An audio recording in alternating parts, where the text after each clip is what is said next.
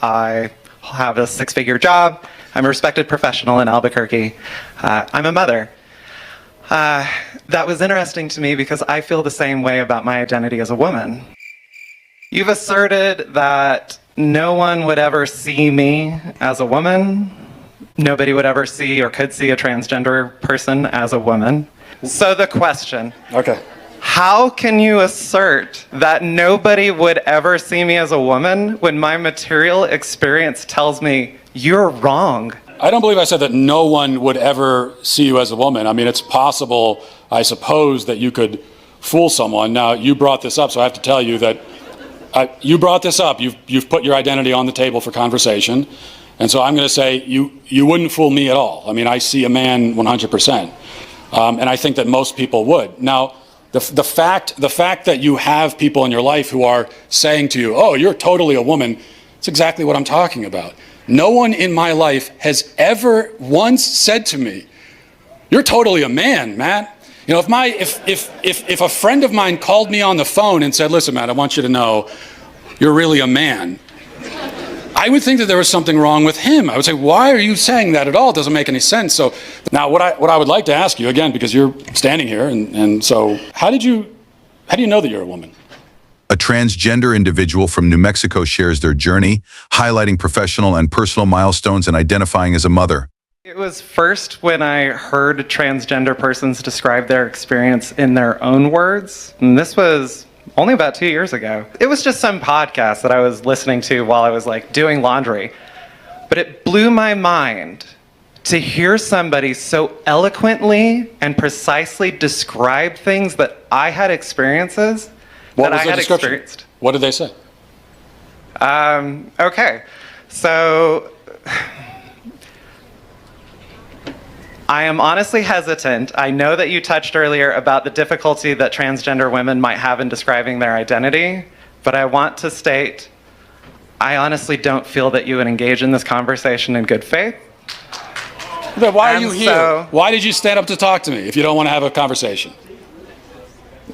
You're saying that you discovered that you're a woman. I'm asking you how you did. That's a very fair question. Okay. How do you know that you're a woman? That's fine. They engage with Matt Walsh, challenging his assertion that no one would recognize them as a woman, explaining that friends and colleagues do acknowledge them as female. Walsh clarifies he never said no one would see them as a woman, but asserts that he personally views them as a man. All right. So first of all, listening to transgender people, and it was like, okay, this is a one-off, one person describing these things. Things like looking at yourself in the mirror and not recognizing yourself. Hearing compliments like, you are such an example, like a positive masculine role model. And just hearing that and being like, it feels like they're talking about somebody else. It means feeling alone, even when you're surrounded by guys, even when you have a lot of friends. And I was active in Boy Scouts. I'm an Eagle Scout. I had great masculine role models my whole life, and yet I never felt like I belonged. I felt welcome and included. Why does that make you a woman? Because as opposed to just a man who doesn't get along with some other men, or a man who's depressed, or a man who doesn't feel at home totally in his body, which, by the way, is a pretty universal human experience. Everybody goes through it at one time or another. So in what way does that make you a woman, though? And it's interesting. You're telling me that you listen to the experiences of other transgender people. Well, yeah. But what about women? So because trans women are women, you would say, right? I would say that. Yeah. Exactly the same. Yes. Okay. He questions their reliance on external validation, suggesting it reflects uncertainty in their own identity. The individual describes how connecting with other transgender people helped them better understand their gender identity, discussing feelings of disconnect from traditional gender roles and the comfort they find in others' acceptance. Okay, well then why do you need to hear the testimony of quote unquote trans women? Like how you pick any actual woman in this room? In what way do you know that you belong in the same category as them? I know because they tell me. So here was the... You need them to tell you what you are? Women. Yes. I trust the opinions of the women around me. And if most women... It's incredible. You might try it sometime. If most women voted and said they don't see you as a woman, would you say I'm not a woman anymore? If who? If most women voted and said they don't see you as a woman anymore, would you then relent and say I'm not a woman? I would say most people on the planet have no idea who I am. I'm going to trust the opinions of the people who've spent their lives with me. But you are relying on other people to tell you who you are, is what we're establishing. For context, I know you like to think, I know you like to say, everybody's rah-rahing and supporting transgender people, and yet they're still killing themselves, etc. But I'm standing here in a room full of people applauding you and asking questions like, how can I put out legislation here in New Mexico, you know, my home state I grew up in, to try to reverse transgenderism? I'm not safe. Walsh, however, questions the logic of these experiences, defining them as a woman rather than a man with certain feelings, and he criticizes their need for validation as a basis for self-identity.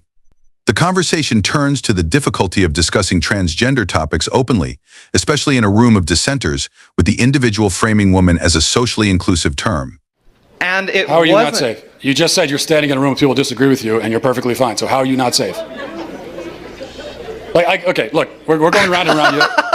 You don't want to answer any of the questions. Maybe we'll end with this, because we're talking about womanhood. Walsh challenges this view, arguing that their definition of woman lacks clarity. The exchange illustrates the ongoing complexity of gender identity discussions.